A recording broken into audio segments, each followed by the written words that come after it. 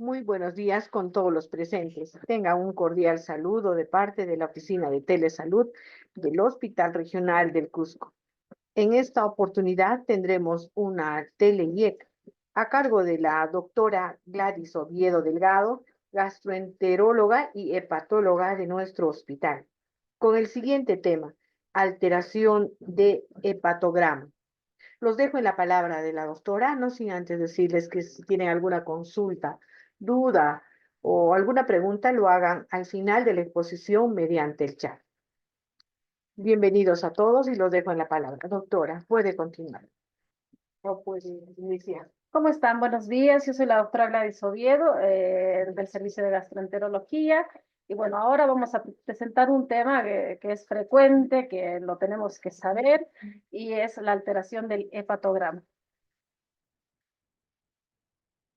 Bien. Ahora vamos a ver la presentación. Un momentito, por favor.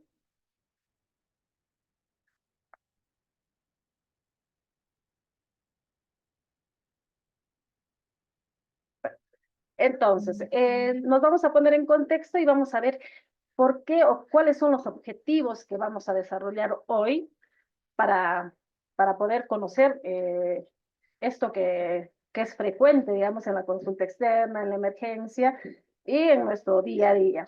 Bueno, los objetivos de hoy van a ser conocer los componentes básicos del estudio de la función hepática, reconocer patrones básicos de la elevación enzimática que van a permitir orientar para buscar un estudio etiológico, buscar una causa de lo que pasa en el hígado y presentar una propuesta para un enfoque del estudio en el paciente con una alteración de las pruebas hepáticas.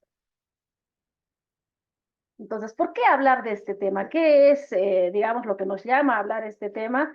Y es algo que es frecuente, es cotidiano en nuestra consulta, una alteración del hepatograma que no tenemos que, digamos, invalidar o menospreciar alguna alteración por más pequeña que sea. Hay que tratar de estudiarla, ya que el hígado es un órgano noble, es un órgano de nuestra energía del cuerpo, en donde está también recayendo muchas funciones, como son funciones del metabolismo lipídico, de los carbohidratos, de depósito, de la síntesis hepática, el metabolismo de los ácidos biliares, tiene alguna función inmune, también tiene que ver en lo que es la coagulación y la detoxificación, no solamente de fármacos, sino de sustancias que nosotros ingerimos.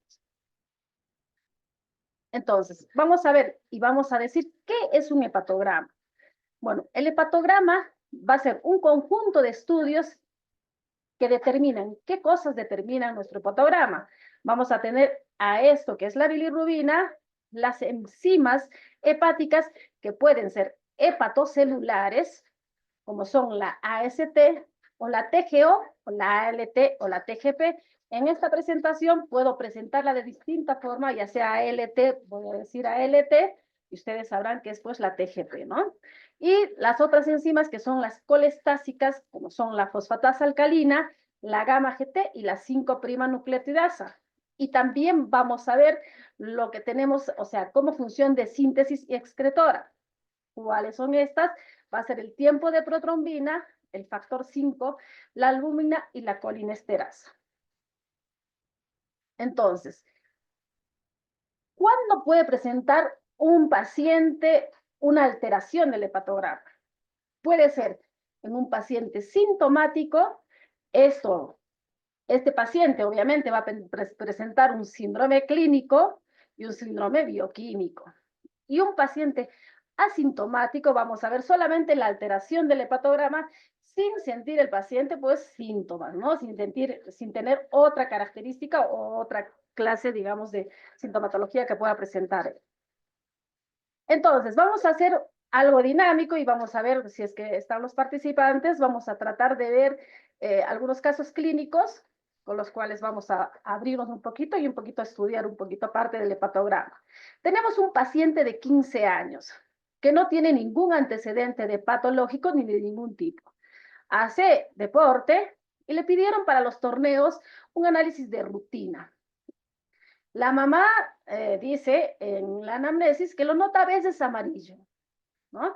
Le pedimos un laboratorio y el laboratorio nos da una bilirrubina total de 2.5 con predominio de la bilirrubina indirecta, 2.3, una fosfatasa alcalina normal, una ALT o gamma GT, perdón, dicho, una TGP de 30, que también es un valor normal. Yo les pongo al lado el valor normal porque a veces varía entre los laboratorios y eso es importante saber que ustedes tienen que tener un valor referencial para decir si está elevado o no.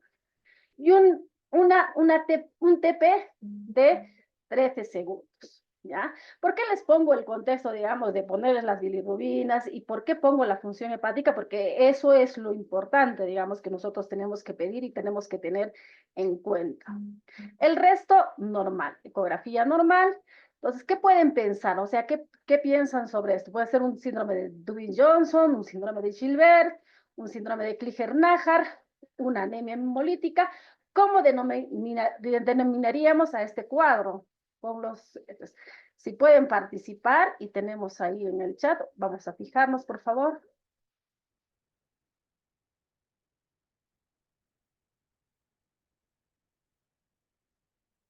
Bueno,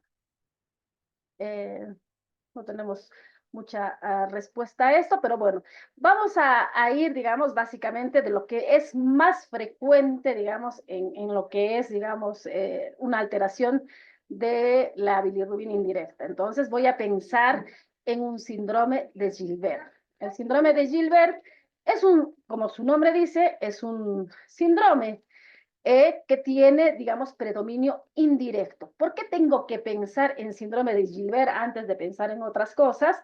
Porque es lo más frecuente. No es una patología, es un síndrome porque no da una enfermedad, así que lo estamos catalogando como un síndrome de Gilbert. Entonces, es lo más frecuente, entonces pienso en lo más frecuente, ¿no? En 2 a 5% de la población la puede tener. Y cuando, digamos, a mí me puede llamar la atención, digamos, que una bilirrubina indirecta esté alterada, si un paciente tiene anemia. Entonces, si yo veo que la bilirrubina indirecta es predominante en mi hepatograma, entonces tengo que buscar el hemograma. Si yo me fijo que hay una anemia, entonces ahí lo tendré que llamar el hematólogo para decir que posiblemente haya una hemólisis. Ahora, también se puede ver hiperbilirubinemia indirecta en los pacientes con cirrosis hepática por una captación por el hepatocito, por los shunt que ocurren dentro del hepatocito. Entonces, si hay hiperbilirubinemia indirecta, pienso en lo más frecuente, no me voy por la tangente, sino en lo más frecuente, que es el síndrome de Gilbert. Ahora, en una hiperbilirubinemia indirecta, también tengo que esperar que lo máximo digamos, tenga que ser 5, por lo menos 5 miligramos, no mucho más.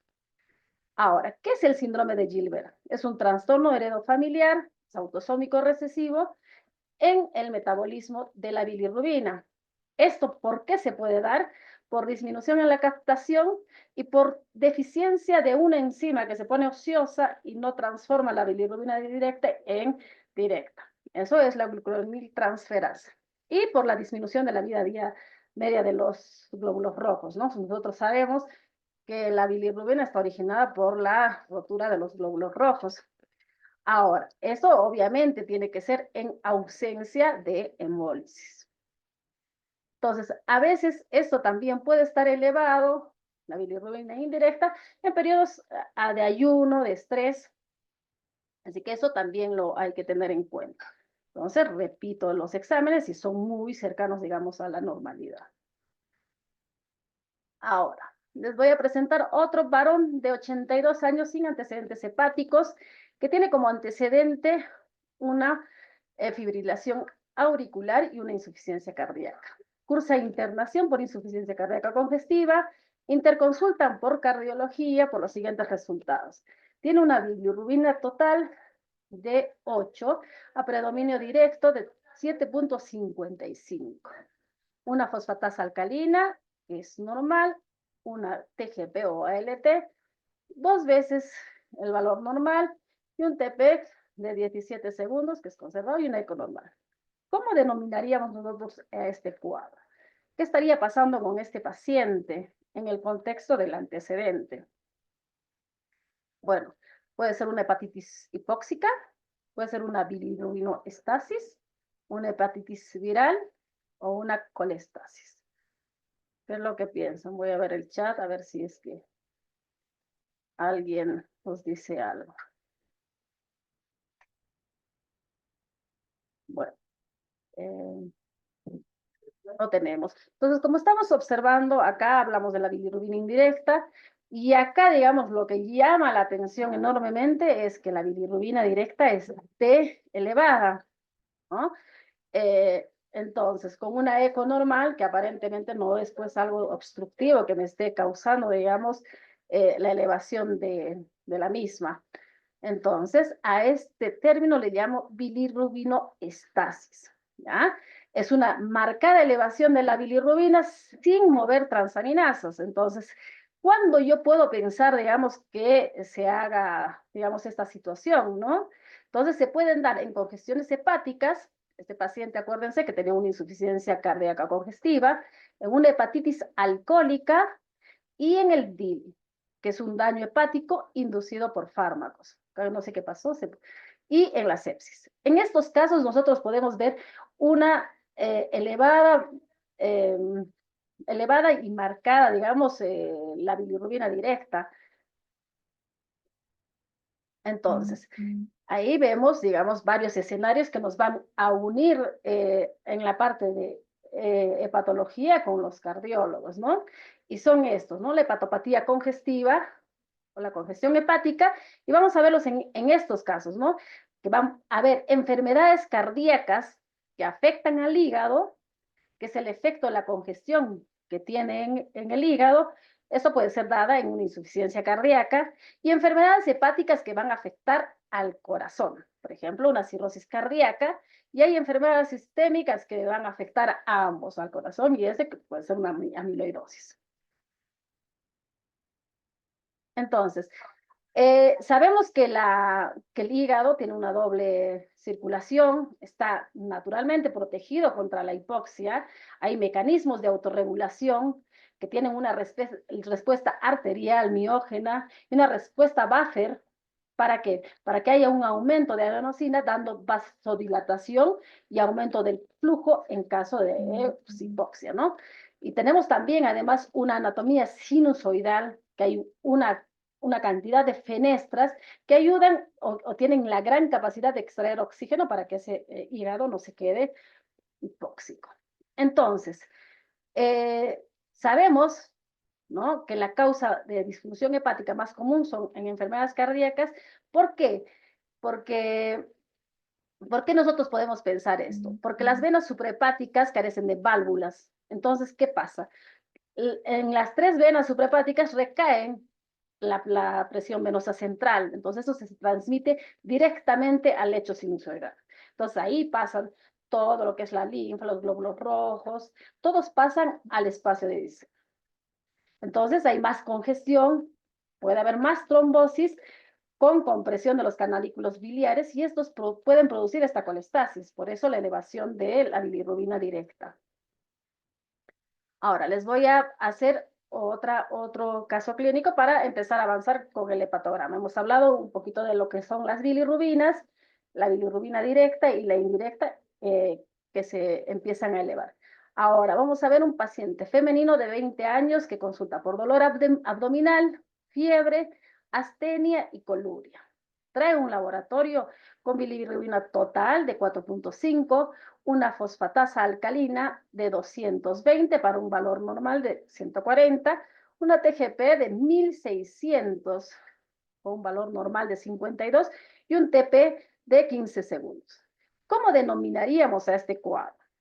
¿Qué pensarían que es este cuadro clínico? Un síndrome de hepatitis aguda no grave, un síndrome de hepatitis aguda grave, una colestasis aguda o ninguna de las anteriores.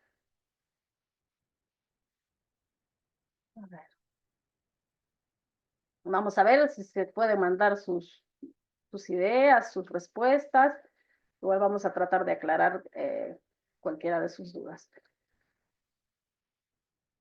Bueno, si se han dado cuenta, acá digamos lo que llama la atención es la elevada cantidad de TGP, ¿no? Así que vamos a ver. Un momentito, por favor. Perdón.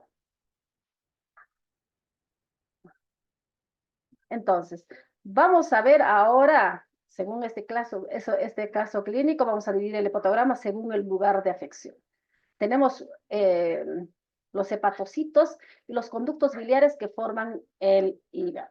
Son células, digamos, del hígado. Entonces, hay un 80% de todo el hígado que está formado por hepatocitos y hay un 20% que está formado por los conductos biliares. Entonces, estos nos van a dar enfermedades, cuando se afectan los hepatocitos, enfermedades hepatocelulares, y cuando se afectan los conductos biliares, las vamos a denominar enfermedades colestásicas. Entonces, vamos a ver quiénes nos van a alterar o quiénes nos van a definir, digamos, lo que es un patrón bioquímico y que va a dañar, digamos, al hepatocito o a los conductos biliares. Entonces, ¿qué entes o qué noxas van a hacer un daño hepatocelular? Va a ser la hepatitis B, la hepatitis C, la hepatitis autoinmune, una hepatopatía alcohólica, ya sea por NASH o NAFLD, una hemocromatosis, un Wilson o la deficiencia de alfa-1 antitripsina, la hepatotoxicidad. Y los daños colestásicos pueden ser una colangitis biliar primaria, la colangitis esclerosante primaria, las colangitis esclerosantes secundarias, sarcoidosis, ductopenia esencial del adulto, hepatotoxicidad también, y la atresia de vías biliares y otras colestasis. Esos pueden causar daño colestásico. Ahora, ¿cómo definimos un patrón bioquímico, digamos, para decir esto es colestásico y esto es hepatocelular? Como hemos visto en el inicio de la presentación, hemos visto y hemos dividido, digamos, las enzimas que son colestásicas y las enzimas que son netamente hepatocelulares. Las hepatocelulares hemos dicho que son la GPT o ALT o la TGO o AST. Entonces, y las colestásicas son la FAL, la 5-nucleotidasa prima nucleotidasa y la gamma GT. Entonces, nosotros tenemos un cociente ALT fosfatasa alcalina, nosotros para ver, digamos, si tiene un patrón colestásico o hepatocelular o es mixto. Entonces, tenemos acá la ALT dividido entre la fosfatasa alcalina. Entonces, si tenemos valores menores a 2, vamos a decir que es colestásico porque prima más lo que es la fosfatasa alcalina. Y si es mayor a 5, este cociente, vamos a decir que son hepatocelulares. Y si está entre 2 y 5, mixtos. Bueno, entonces, acá nuevamente les voy a repetir esto que les he dicho, que es la parte hepatocelular, que va a ser un aumento de AST y ALT. Estos pueden causar insuficiencia precoz. ¿Por qué? Porque el hígado se queda sin hepatocitos y puede haber ictericia por fallo hepático. ¿Ya? Entonces el paciente se puede poner amarillo, pero por falla hepática, ¿no? Porque se queda sin. En cambio, el patrón colestásico, hay un aumento de la FAL y la gamma GT. La insuficiencia es más tardía, porque el hígado se queda sin conductos y la ictericia que aparece en estos pacientes es por ductopenia, que se pierden los conductos. Entonces, ahora, los tipos de cirrosis, de acuerdo a esto, o sea, las enfermedades crónicas, de acuerdo a este patrón, en los hepatocelulares son hígados más pequeños en comparación a las cirrosis, digamos, por enfermedades colestásicas. Entonces, En las enfermedades celulares, en los hepatocelulares, normalmente vemos bilirrubinas más o menos de 10 miligramos por decilitro. En cambio, las biliares son mucho más. Ahora, el tiempo de protrombina son más elevados, digamos, en lo que es la parte hepatocelular en comparación a lo que es las enfermedades biliares, colestásicas, perdón. Ahora vamos a hablar sobre las transaminasas. Las transaminasas ya hemos visto que se dividen en la TGO o la TGP o la AST o TGO o ALT o TGP. Entonces, ¿dónde se localizan más? Entonces, ahí vamos a ver que la TGP se localiza mucho más en el hígado que la TGO. Entonces, ahí tenemos que ponernos, digamos, a pensar que si está en el hígado, especialmente en el hígado, digamos, y no en otros, como en la AST, que está en el hígado, corazón, riñón, en el músculo, entonces me tengo que poner a pensar que el que me marca más hepático es la ALT. Ahora, ¿dónde se localizan? Normalmente la AST es citoplasmática y está en las mitocondrias, ¿está bien? Y la ALT es más citoplasmática. El tiempo de vida media me interesa saberlo porque sé cuándo voy a hacer un control de transaminasas de acuerdo a esto, ¿no? ¿A qué cosa quiero controlar? Entonces, el tiempo de vida media de la TGO es de 17, de la ALT 47 horas más o menos. Ahora, ¿cuándo aumenta, digamos, aumenta con el ejercicio extremo, por ejemplo, la ACT, la ALT aumenta solamente un 50%, varía de un día a otro, así que eso tenemos que tener en cuenta. Ahora, ¿qué tenemos que ver al ver nosotros las transaminasas? ¿Qué tenemos que observar? ¿Qué tenemos que seguir? Tenemos que saber el valor absoluto, la relación entre ambas enzimas y el comportamiento en el tiempo, y la relación con el resto de las determinaciones del hepatograma. Ahora, el valor absoluto. ¿Qué es el valor absoluto? Digamos, ver cuántas veces está elevado, digamos, la ALT. Por ejemplo, si nosotros tenemos una ALT, estamos hablando del hígado netamente, entonces vamos a ubicarnos un poquito en lo que es la ALT. Entonces, si tenemos una injuria que nos produce más de 10 veces el valor normal, pensamos en una injuria hepática aguda. ¿Ya? Estas se pueden presentar con síntomas de ictericia, astenia, mialgia, hiporexia, náusea. ¿Y en quiénes podemos ver en qué patologías podemos ver? Por ejemplo, la hepatitis A, la hepatotoxicidad, otros virus como el citomegalovirus, el Epstein-Barr pueden producir esta elevada o marcada elevada de transaminasas, ¿no? También están la ALT menor a 5 veces el valor normal. Entonces ahí pienso en una injuria hepática crónica. Normalmente a veces no hay ictericia, hay ausencia de síntomas y hay que ver estigmas de enfermedad crónica, ¿no? Y esto en quiénes se puede dar en la hepatitis B, por ejemplo, que es una hepatopatía crónica, la C, la hemocromatosis, las enfermedades por alcohol. Ahora, hay algunas crónicas que se pueden reactivar, es decir, que pueden hacer un FLAR de transaminasas que pueden nuevamente elevarse hasta 10 veces más el valor, ¿no? Entonces, acá las cifras de ALT o TGP no indican, digamos, severidad de la lesión hepática aguda y no tienen un valor pronóstico. ¿Qué quiere decir? Que si yo tengo un paciente que viene con 3000 de transaminasas, le pongo atención, pero no me tengo que asustar. Entonces, estos no tienen, digamos, una marcación de severidad. Ahora, ¿quiénes pueden darme severidad al cuadro que yo tengo con 4000 de transaminasas? La alteración de las pruebas de coagulación, ¿no? Que mi protrombina empiece a prolongarse más de 19 por segundo. Acá tengo una comparación nosotros normalmente manejamos en segundos, entonces esto nos tiene que llamar la atención. Factor 5 no tenemos, pero se puede solicitar, que es el único factor que se sintetiza en el hígado. Entonces, después, el aumento de la bilirrubina, más de 15, y el desarrollo de encefalopatía. Esos son mis marcadores de severidad. Después, hay una cosa que se llama fenómeno de agotamiento enzimático, ¿no? En las hepatitis fulminantes al menos hay que tener en cuenta esto, que las transaminasas llegan, digamos, a picar a 4000 y en un momento ya no hay más enzimas porque los hepatocitos se están dañando tanto que empieza a caer. Y eso no significa, o sea, eso no significa que porque bajen las enzimas el paciente no pueda hacer una hepatitis fulminante. Por eso les decía que eso no me tiene que ser, digamos, mi marcador para yo controlar al paciente. 4000, está bajando a 2100, está todo bien. No.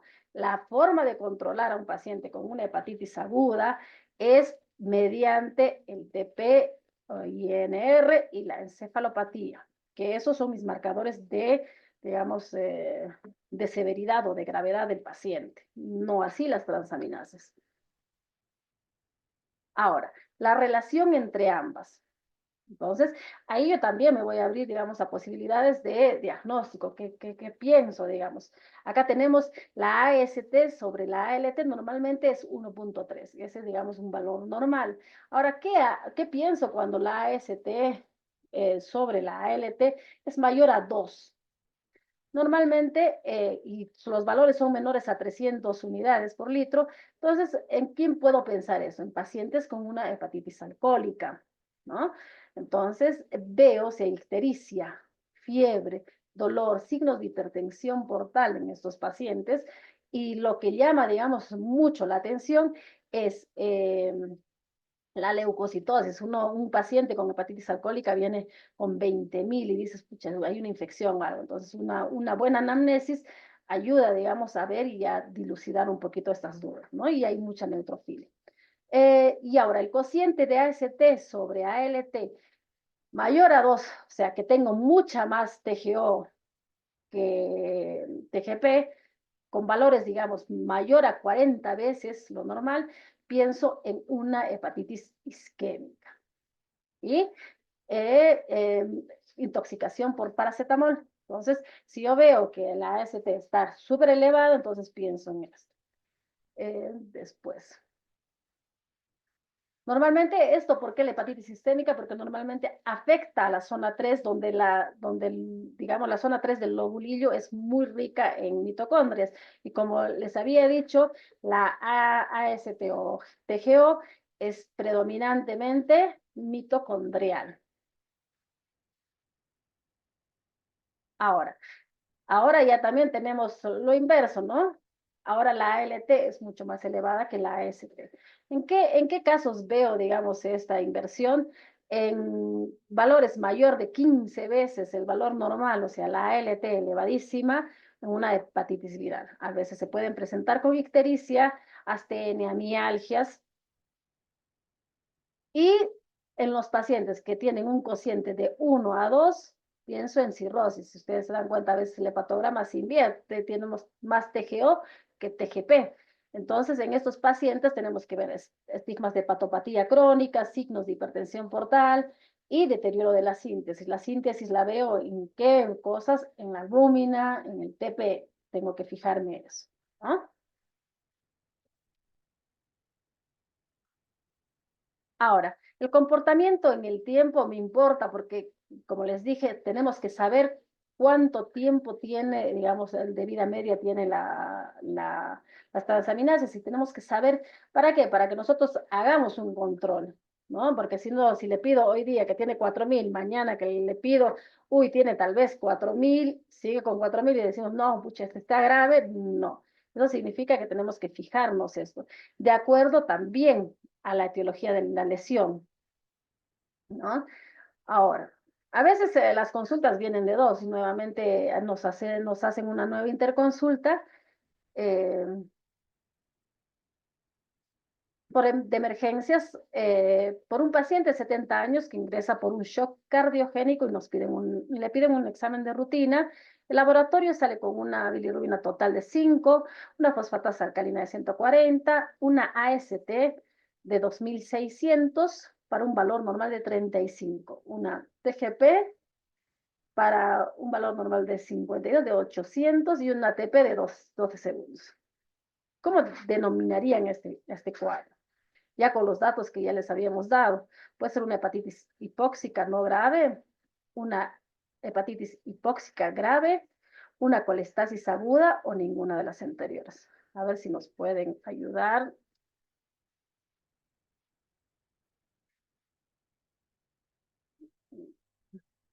A ver. Bueno, entonces, como les habíamos dicho anteriormente, eh, el, la elevación de la TGO más de 40 veces tenemos que pensar en una isquemia, ¿no? Este paciente está viniendo por un shock cardiogénico, entonces posiblemente obedezca a una hepatitis hipóxica aguda. Ahora, la gravedad o no gravedad nos vamos a fijar en la función de síntesis. Vemos que tiene un TP normal. Entonces, ¿qué quiere decir? Que este paciente está haciendo una hepatitis hipóxica no grave, o sea, no está haciendo una falla hepática aguda. Ahora, esta es la curva típica, digamos, de una hepatitis isquémica. Si se dan cuenta, acá la AST empieza a subir a lo máximo y después empieza a caer, más o menos en las 72 horas empieza a caer. La que prevalece, digamos, es la ALT, ¿no? Porque eso les había dicho también, porque daña a la parte, digamos, donde hay más mitocondrias. Entonces, por esa razón, la TGO empieza a subir. Después, esta es la curva enzimática de una hepatitis viral. Normalmente en esta ya también vemos una elevación marcada de la ALT y menos ACT, y con el tiempo van bajando, digamos, con el transcurso de los días, y nosotros empezamos a controlar, empiezan a bajar. ¿Ya? Pero ahí nos damos cuenta que las hepatitis virales tienen más ALT o TGP, ¿no? Ahora, cuando nuestras transaminasas se suben, empiezan a subir, también tenemos que pensar en obstrucción biliar. Por eso es importante pedir una ecografía. Entonces, cuando hay impactación del cálculo, la AST y la ALT se disparan, que uno piensa incluso que pueden hacer una hepatitis aguda, ¿no? Entonces, cuando uno empieza a controlar la cinética, digamos, de las transaminasas, ¿qué cosa va a pasar? Las transaminasas van a empezar a bajar, y como hay obstrucción, ¿qué cosa va a prevalecer? Las enzimas colestásicas. Entonces vamos a tener siempre elevada la fosfatasa alcalina y la bilirrubina directa, ¿no? Después. Ahora, vamos a ver otro caso clínico, que es un varón de 28 años, deportista, consumo de alcohol significativo los fines de semana, hizo una maratón y consulta por mialgias. Le hacen un laboratorio y tiene los siguientes valores. Una bilirrubina total de 1.4, tiene una TGO de 4.450 para un valor normal de 40, una LT de 200, un TP normal, una CPK de 2.400 y una creatinina de 1.6. Con estos datos, ¿qué nos impresiona? ¿Qué cosa pensarían? Una hepatitis B aguda, una hepatitis alcohólica, o un aumento de la AST, TGO por daño tisular, o un DILI.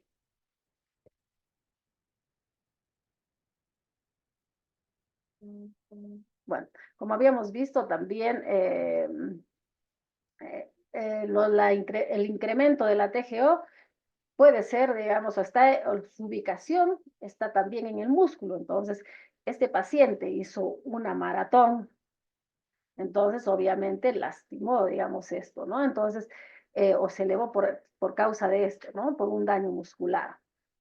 Así que obviamente pedimos una CPK y está elevadísima, una creatinina, que eso nos puede confirmar, digamos, el diagnóstico.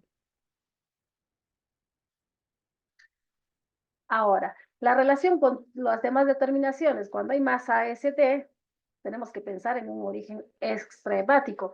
Como dijimos antes, la AST está en otros órganos no está netamente en el hígado, entonces ahí empiezo a pensar en miopatías congénitas, ejercicios extremos, como este paciente que teníamos, algunas enfermedades como el Addison, la enfermedad celíaca, pueden condicionar a que haya una TGO elevada.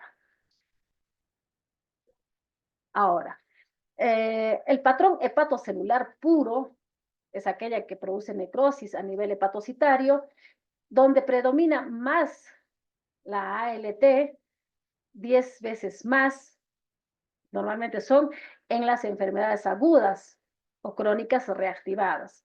La fosfatasa alcalina, que son IgGT, que son el patrón colestásico, a veces son normales o menor de 3 del valor normal. La bilirrubina puede o no estar elevada y puede comprometer la función hepática. Entonces, estos se pueden dar, digamos, en algunos casos, como son las hepatitis agudas, tipo por A. Entonces, que yo, digamos, viendo, digamos, una cosa de elevación de más de 10 veces ¿qué cosa tengo que pedir en un paciente, digamos, ¿no? En el contexto de investigar una hepatitis aguda. Entonces, lo primero que pensamos siempre son en las virales. Entonces, ¿qué serologías yo pediría? Un IgM para hepatitis A, un IgM para hepatitis B, un PCR para hepatitis C, un DNA para B, un DNA para C, o un IgG para A, un antígeno de superficie, un core total, un ELISA para C, o un IgG para A, IgM para B, un ELISA para C. ¿Qué piensan? ¿Qué opinan? Bueno, vamos a darles la respuesta. En este caso, en contexto de hepatitis, tenemos que pensar en lo que es más frecuente, y en estos son la hepatitis A, la hepatitis B, pero voy a pedir siempre la IgM, que es lo que me marca la cosa aguda, digamos, de una enfermedad. Entonces, la IgG y todo eso, no, por favor. Así que cuando venga un paciente con transaminasas elevadas, más de 10 o 15 veces el valor normal, entonces tengo que pedir, por favor, el IgM para hepatitis B, no solamente el antígeno de superficie, por favor. Eso es importante. Hay que pedir el anticor en lo que es la hepatitis B. Seguramente más adelante vamos a hablar un poquito de hepatitis B para que veamos cómo se diagnostica, ¿no? Que el diagnóstico no puede ser aislado, no solamente podemos pedir el antígeno de superficie, que eso no nos da diagnóstico de una hepatitis B. Ahora, vamos a ver un femenino de 37 años sin antecedentes patológicos que consulta por astenia, coluria, un laboratorio con una bilirrubina total de 3.2, una FAL normal, una ALT de 800, para un valor de 52, y un TP de 5 días. ¿Qué piensan que podría ser este cuadro? Ya con todo lo que hemos hablado sobre lo que son las transaminasas, todo esto. Una hepatitis aguda, un brote de hepatitis aguda, un síndrome de hepatitis aguda o ninguna de las anteriores.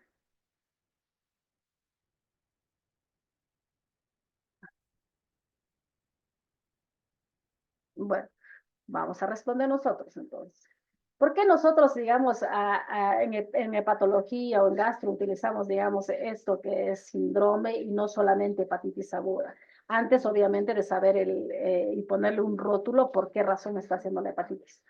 Porque incluye múltiples etiologías, porque no solamente la A, la B pueden producir, digamos, hepatitis aguda, porque refleja múltiples patogenias y porque incluye tanto enfermedades agudas como crónicas. Por eso le llamamos síndrome, porque es un conjunto de síntomas eh, clínicos y bioquímicos. Entonces, eh, acá, vamos a ver.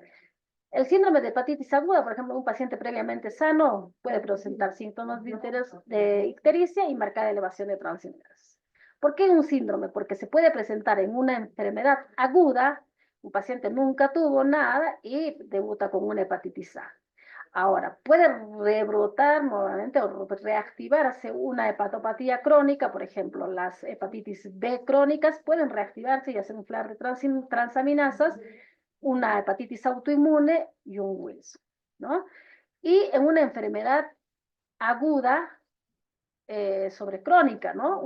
Por ejemplo, una hepatitis aguda en cirrosis, por ejemplo, ¿no? Que ya un paciente cirrótico entre una noxa que dañe más aún y entonces ellos pueden hacer también un flare de transaminasas. Entonces, tenemos que fijarnos en todos estos contextos para nosotros ver por qué se eleva, ¿no? Acá les voy a nuevamente remarcar. Entonces, las enfermedades hepáticas crónicas presentan brotes de ALT que pueden ser indistinguibles al de una verdadera hepatitis aguda. Entonces, por ejemplo, en un paciente sano, obviamente, ¿no? Entonces, una hepatitis B puede reactivarse, una enfermedad de Wilson también y una hepatitis autoinmune. Ahora, la falla hepática aguda o hepatitis aguda grave y el compromiso de las funciones. Entonces, cuando nosotros tenemos un paciente con un síndrome bioquímico clínico de hepatitis aguda, ¿qué tenemos que pedir, digamos, no? Tenemos que pedir el TP o el INR. Entonces, esto nos marca, digamos, la función de síntesis en el hígado. Cuando esto está alterado, podemos hablar de una falla hepática aguda, ¿ya? Y cuando las bilirrubinas empiezan también igual a aumentar, vemos que acá también hay una falla en el metabolismo y en la excreción de la bilirrubina.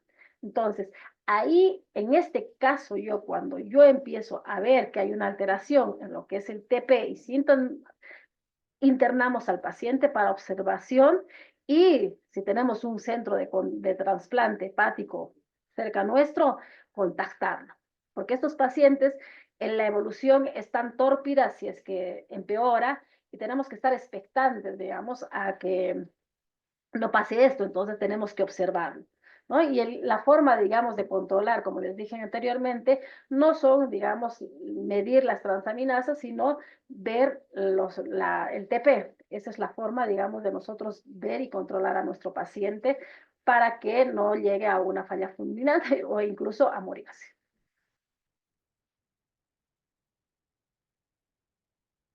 Entonces, cuando pienso, digamos, en una hepatitis aguda y el tiempo de protrombina se me empieza a prolongar, ¿y qué hago? ¿Qué pienso? Entonces, no tenemos factor 5 en el hospital, pero digamos, como les dije anteriormente, el factor 5 es el único que se sintetiza en el hígado. Entonces, si yo tengo un factor 5 con una tasa menor al 50%, ahí empiezo a ver que el hígado está con la función hepática cayendo. Entonces, esto puede producirnos, digamos, la muerte del paciente si no se actúa rápido. Entonces, ahí hacemos un control de factor 5 y factor 8. Si son normales, puede ser una deficiencia de vitamina K. Entonces, ¿qué hago en un paciente que viene con un TP prolongado? Si yo quiero saber si es un paciente que tiene una deficiencia de vitamina K, le pongo una ampolla de vitamina K endovenoso y hago el control a las 12 horas aproximadamente. Entonces, si yo veo que el TP se empieza a corregir, entonces pienso que es una deficiencia de vitamina K. Pero si veo que no se corrige, entonces ahí estoy a una falla hepática aguda. Acá entonces tenemos la hepatitis aguda, es un síndrome clínico y bioquímico. Les dije, artralgias, mialgias, náuseas, hiporexia y con una ALT elevada más de por 10. La hepatitis aguda grave, en algunos lugares se acuña así, o una insuficiencia hepática aguda, está comprometida y hay coagulopatía, ¿no? El TP está prolongado y en la insuficiencia o falla hepática fulminante, pues hay encefalopatía, ¿no? Entonces, ¿qué tenemos que hacer? O sea, ¿cuál es la secuencia lógica que tenemos que hacer en el estudio nosotros? Si tenemos una AST o una ALT más de por 10, hay que pedir, es una injuria hepática aguda. Entonces, ¿qué cosa voy a evaluar? Voy a evaluar la función hepática con un TP. Entonces, en todo paciente con alteración del hepatograma, aunque solamente predominen las transaminasas, debo realizar una ecografía abdominal con Doppler esplenoportal de preferencia. La ecografía es digamos, es una herramienta para nosotros eh, que tiene que ser parte, digamos, de la exploración inicial, junto a la clínica y a los laboratorios de rutina. Acá, vamos a hablar ahora de otro tema, que es la colestasis. Vamos a ver, es una femenina de 59 años, tiene hipotiroidismo, viene por un antecedente prúritro, le solicitamos laboratorios con los siguientes resultados: una bilirrubina total de 1.5, una directa de 0.7, una fosfatasa alcalina de 150 y una ALT de 35 para un valor de 40 y un TP de 2 segundos. Con estos datos, ¿qué piensan que es? ¿Qué creen que es? ¿Es una colestasis? ¿Es un daño hepatocelular? ¿Es mixto o nos faltan datos? ¿Qué piensan, chicos? Ya habíamos hablado del cociente ALT sobre la FAL, ¿no? Entonces, nosotros tenemos acá una ALT normal. Lo que predomina más es la fosfatasa alcalina.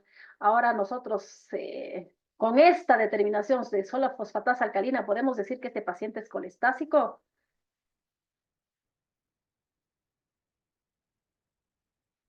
Bueno, con esta determinación solamente no.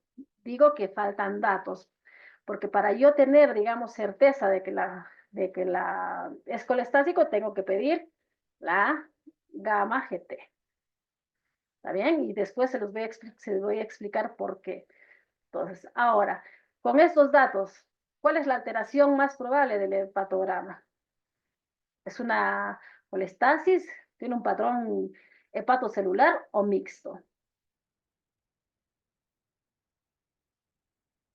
Bueno, vamos a contestarnos nosotros. Bueno, es un patrón colestásico, ¿no? La gamma GT y la FAL están juntas, así que es patrón colestásico justamente porque estas dos están juntas y se los vamos a decir por qué. Bueno, con estos estudios, ¿qué le solicitan a este paciente, digamos? Es un paciente que tiene colestasis. Entonces, ¿qué le pido a este paciente? Una ecografía, Doppler, autoanticuerpos, una colangioresonancia, una tomografía, una SEM. Es colestásico, ¿no? Entonces, ¿qué le pido? Entonces, tengo que pensar en qué. Que puede haber una obstrucción. Entonces, le pido una ecografía. Y si es con Doppler espleno portal, mejor. Anticuerpos también, del tipo A, AMA, también. ¿Por qué? Porque puede haber colestasis. O pensando en una colangitis biliar primaria. Entonces, por esa razón pido la colangioresonancia, todavía me la reservo, espero a la ecografía y la tomografía también. Y la CEPRA, bueno, no sabemos que no es diagnóstica, es terapéutica, así que esperaríamos todavía los datos de la ecografía. Entonces, acá tenemos otro caso, que es un paciente masculino de 40 años con antecedentes de enfermedad inflamatoria intestinal, internado en múltiples ocasiones por fiebre, ictericia. Le realizan los laboratorios, tiene una bili total de 4 para una bilirrubina directa de 3, una fosfatasa alcalina de 800, una LT de 35, un TP de 15 segundos, una gamma GT de 700, autoanticuerpos negativos, proteinograma sin particularidad, ecografía normal. ¿Qué piensan? ¿Qué haríamos con este paciente? También tiene un patrón colestásico. Repetimos la ecografía, la ecografía normal, le hacemos una colangioresonancia, una tomografía, una CEPR. Bueno, en este caso, lo que haríamos es pedir una colangioresonancia, ¿no? Para estudiar y ver qué es lo que pasa, digamos, a nivel de lo que son los conductos biliares. Y a veces las enfermedades inflamatorias están asociadas a enfermedades como la colangitis esclerosante primaria. Entonces, hacemos una colangioresonancia. Ahora, la colostasis, vamos a definirla como, la fisiología nos dice, ¿no? Es una disminución del flujo biliar. Bioquímicamente vamos a ver un aumento de las enzimas canaliculares, que son las fosfatasa alcalina, la gamma GT, la 5-nucleotidasa. Y la clínica, esos pacientes van a presentar prurito y histológicamente van a encontrar trombos biliares en la biopsia. La colestasis es diferente a lo que es ictericia, o sea, no quiere decir que los pacientes que se ponen amarillos son colestásicos, porque hay condiciones en que la ictericia se presenta sin colestasis y hay colestasis sin ictericia. Por ejemplo, la mayoría de las colestasis crónicas, por ejemplo, en pacientes con CVP, no los ves amarillos, eh, y la ictericia es más frecuente en las colestasis agudas y en las severas. Bueno, la fosfatasa alcalina es una familia de metaloenzimas presentes en todos los tejidos, cuya función es transportar los metabolitos a través de las membranas celulares. La concentración se encuentra en la placenta, en el ilion, en el riñón, en el hueso y en el hígado, ¿ya? Y en el hígado están las microvellosidades del canalículo biliar. Y la FAL en suero, cuando nosotros hacemos una fosfatasa alcalina, 40% de ellas pertenecen al hígado, 40% al hueso y el 20% al intestino. Entonces, ¿qué quiere decir esto? Que si nosotros pedimos una fosfatasa alcalina, eh, no esperemos que solamente sea hepático, ¿no? Ahí están viendo que puede ser ósea y que puede ser intestinal. Entonces, si hay alteraciones a nivel óseo, pueden estar elevadas por esa razón, no solamente hepático. Entonces, vamos a saber cuándo nosotros vamos a decir que es meramente hepático, tenemos que buscar ayuda a otra enzima. Y ahora les voy a decir a cuál. La colestasis estimula la síntesis de FAL, así como de la excreción de sales biliares. Estos pueden variar en el día, el ejercicio, fumar, las aumenta. Así que el incremento fisiológico, digamos, si yo tomo una fosfatasa alcalina a una paciente que está embarazada, posiblemente la fosfatasa alcalina me va a salir elevada y no voy a decir, esta paciente tiene una colestasis hepática. Entonces, por eso siempre hay que estar en contexto de quién estamos viendo haciendo una anamnesis. Ahora, lo mismo pasa, ¿no? Hay fosfatasa alcalina ósea. Entonces, si yo le tomo una fosfatasa alcalina a un nene de 10 años, posiblemente me salga muy elevada. Entonces, tampoco voy a pensar que es algo hepático, ¿no? Lo mismo en las posmenopáusicas por la osteoporosis. Así que nos tenemos que poner y pensar, digamos, ¿a quién le estoy haciendo? Este es el incremento fisiológico que se da en los pacientes, ¿no? Ahora, la falla intestinal también, ya les he dicho, un 20% corresponde a esto, están en los pacientes hemodializados, en los que tienen colopatías inflamatorias, en las hiperfosfacemias familiares, también esto está elevado. Después, ahora, la fosfatasa alcalina, ¿en qué pacientes, digamos, uno puede ver o sea, cómo se ve en los pacientes con infuria hepática aguda? Pueden estar muy elevados. Normalmente esto pasa ¿en qué pacientes? En los pacientes que tienen hepatotoxicidad por fármacos. Ahí podemos ver una fosfatasa alcalina elevada. Y en los pacientes con hepatopatía crónica, en la mayor parte, digamos, de los pacientes es normal. La ALT es la que con más frecuencia está elevado. Solamente cuando hay mucha necroinflamación puede ser bueno que la fosfatasa esté elevada, ¿no? Ahora, la gamma GT es la ayuda, digamos, para la fosfatasa alcalina y para determinar nosotros que ese paciente tiene una hepatopatía colestásica. Entonces, cuando yo hago, digamos, una fosfatasa alcalina, tengo que incluir a la gamma GT, porque eso me va a certificar el origen hepático o extrahepático de la FAL. Si yo tengo, ahora yo les voy a pasar un cuadrito y les voy a explicar mejor esto.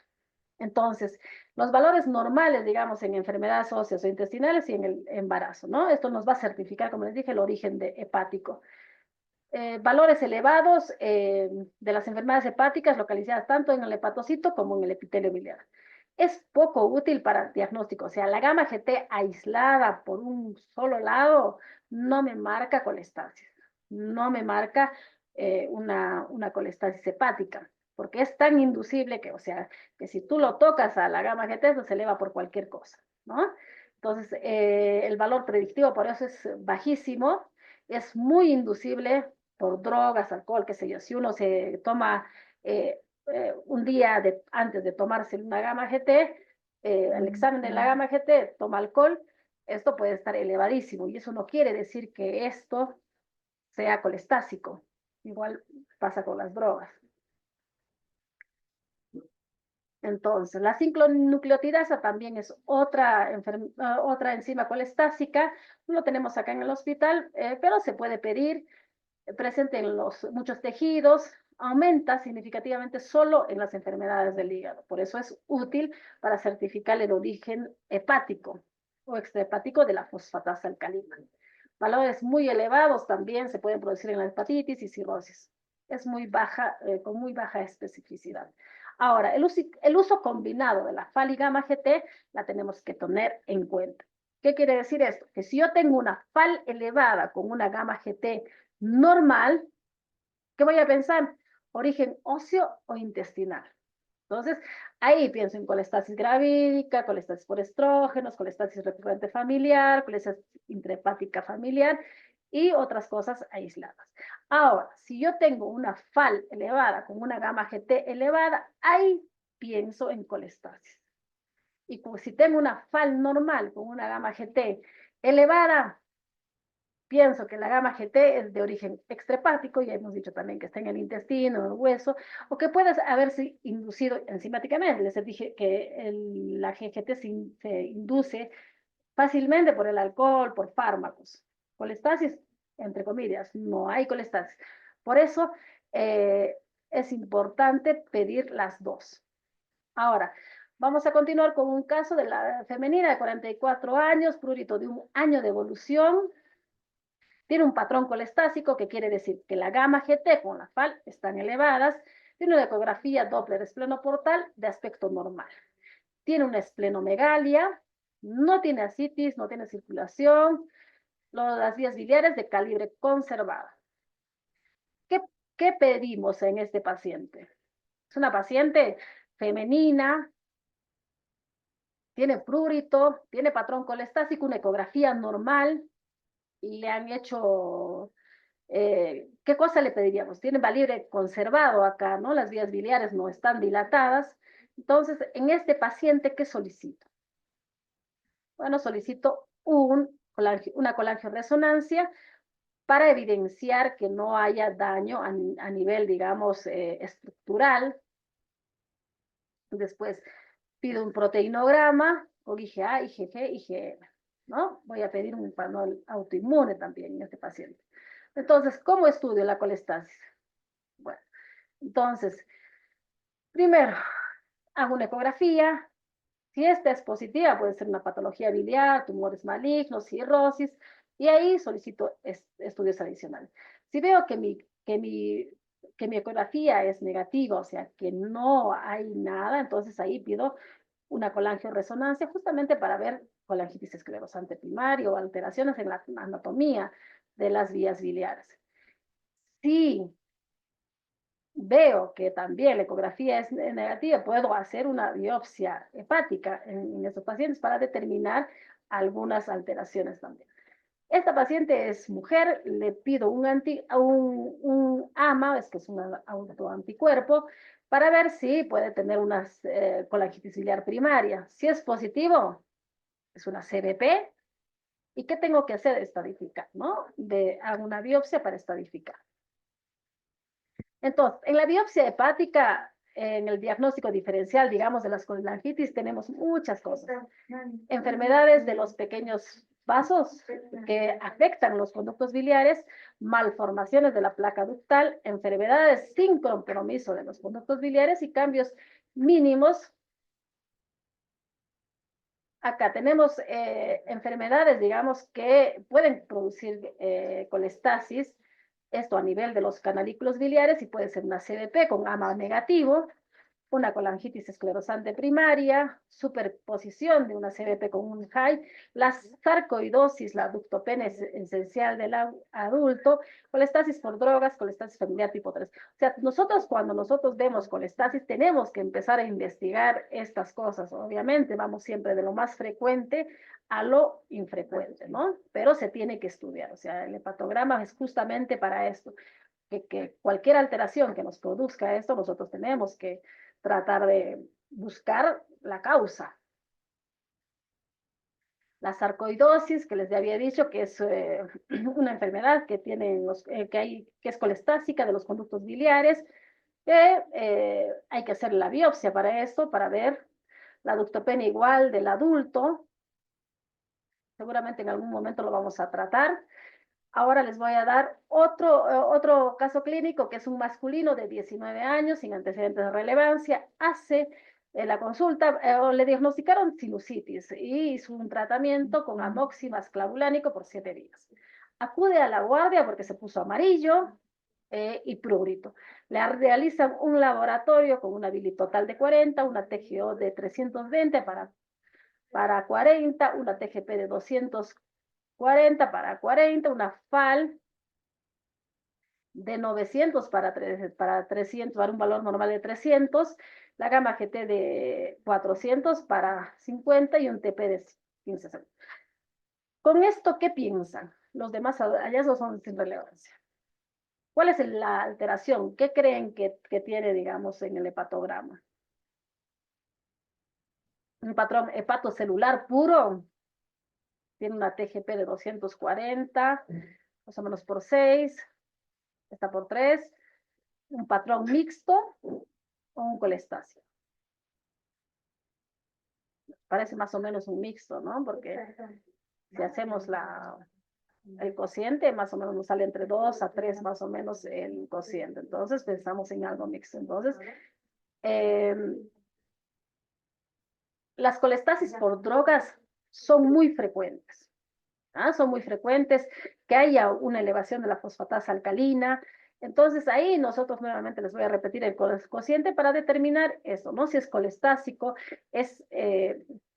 si más veces está elevado, digamos, la fosfatasa alcalina en relación a lo que es la parte hepatocelular.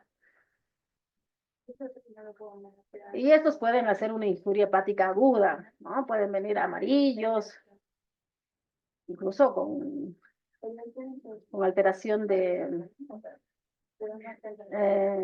TP. Bueno, estas drogas son las que pueden producir colestasis hepática, hay drogas que pueden producir colestasis y hay otras que pueden producir daños celulares. Entonces, por eso es importante el interrogatorio que nosotros tengamos con los pacientes, ¿no? Para ver qué cosa consumieron. Y esto no se refiere a que qué consumí ayer, sino retroceder en el tiempo, incluso a veces 6 meses, ¿no? A partir de ahí es la parte, digamos, donde yo hago el corte de lo que es agudo versus crónico. Entonces tengo que empezar a investigar. Acá tengo una lista que lo pueden seguramente chequear. Y acá hay otra también que se hace por medio de la biopsia hepática para hacer el diagnóstico diferencial de las colestasis, que son enfermedades sin compromiso de los conductos biliares. Estas son las infiltrativas, las granulomatosis, las enfermedades de depósito, las hiperplasias nodulares. Otras que también puede haber con cambios mínimos, colestasis hepatocelular, las colestasis intrahepáticas recurrentes benignas, los estrógenos y anabólicos cuando hay consumo, sepsis, la nutrición parenteral también puede producir esto, ¿no? Entonces, ahí nosotros vemos mediante la biopsia. Obviamente tenemos que hablar de un patólogo que sea especialista pues, en hígado para tratar de determinar estas cosas. Ahora, vamos a ver la función hepática. ¿Por qué está dada la función hepática? Hemos hablado de lo que son todo lo que son las enzimas, que son perdón, las enzimas colestásicas, hemos hablado de las enzimas hepatocelulares, ahora nos toca hablar de la función hepática. El hígado tiene funciones tanto excretoras como secretoras.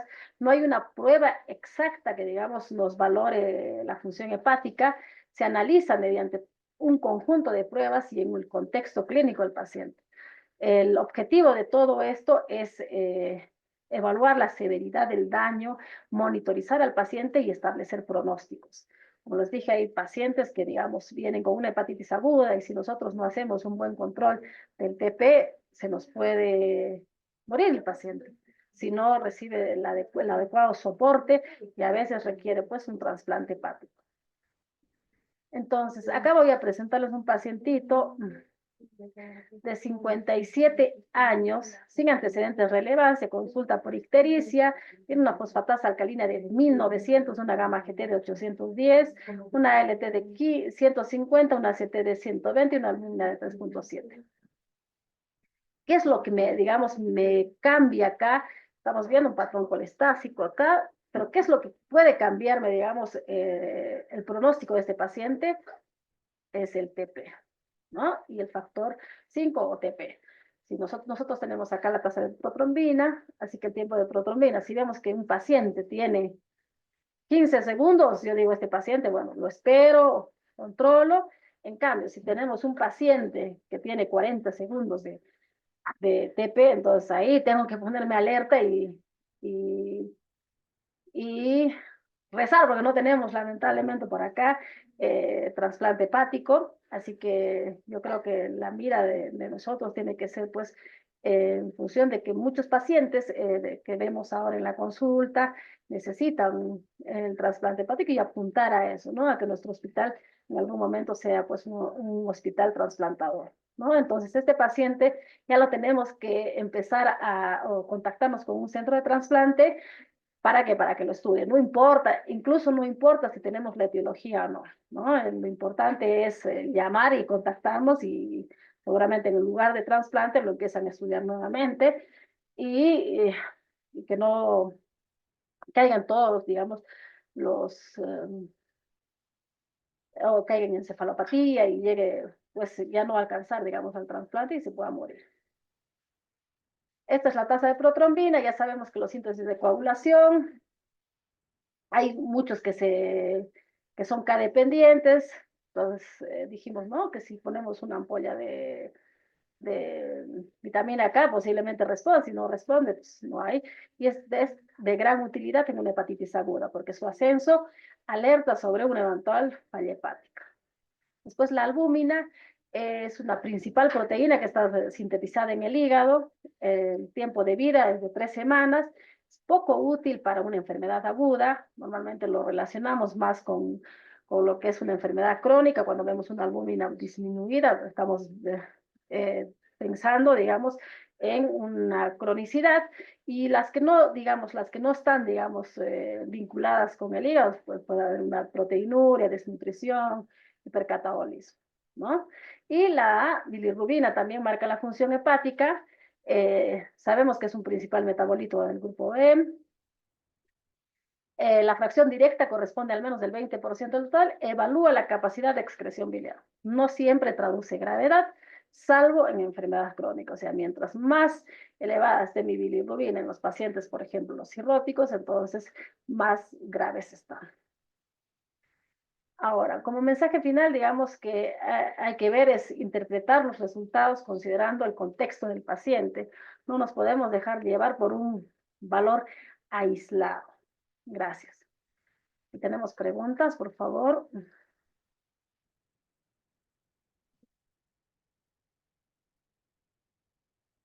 Número de Patricia. ¿Es forma de moderar? Sí. Si tienen alguna pregunta, por favor. El ejercicio aumenta el TGP. Sí, pero no es considerable, digamos, el aumento. En realidad, sabemos que la TGP está en el hígado, ¿ya? Está en el hígado y en el riñón. Entonces, lo que aumenta, digamos, con el ejercicio, John, es la TGO. Esa es muscular, es hepática, es en el cerebro. Entonces, el ejercicio lo que me va a aumentar en realidad es la TGO. ¿Tienen alguna otra pregunta?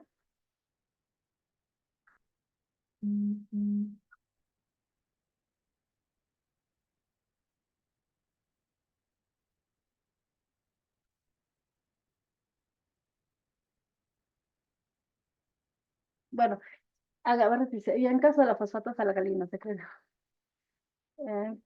Y en caso de la fosfatasa alcalina, ¿cómo se diferencia en el crecimiento y una patología?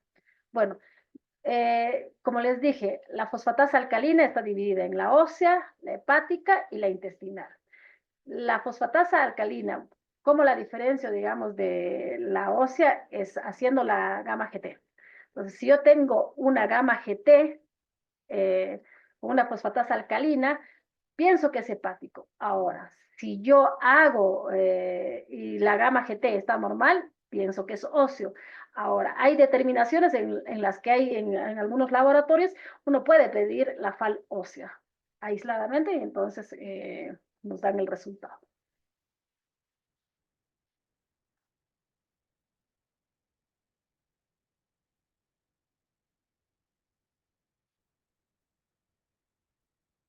Si no tienen más preguntas, Agradecemos la excelente participación de la doctora Gladys Oviedo y también agradecemos a cada uno de ustedes por haber participado de este tema tan importante. También les comunicamos que pueden ingresar en cualquier momento a la grabación de este tema para poder reforzar vuestros conocimientos en la página institucional, YouTube institucional del Hospital Regional. Mil gracias a todos por vuestra atención y gracias, doctora, por su participación. Buenas tardes. buenas tardes a todos y gracias por la participación de las personas que estuvieron atentos a la exposición y seguramente vamos a estar reiterando más temas de la hepatología aquí en Telesalud. Mil gracias, doctora. Listo, gracias, muy gentil.